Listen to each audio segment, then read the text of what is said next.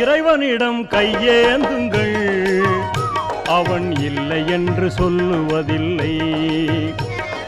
பொறுமையுடன் கேட்டு பாருங்கள், அவன் பொக்கிஷத்தை மூடுவதில்லை.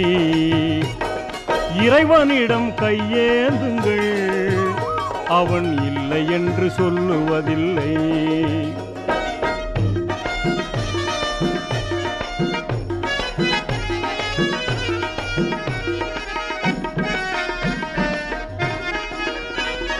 இல்லை என்று சொல்லும் மனம் இல்லாதவன், ஈடு இணை இல்லாத கருணை உள்ளவன், இன்னல் பட்டு எழும் குரலை கேட்கின்றவன், எண்ணங்களை இதயங்களை பார்க்கின்றவன்.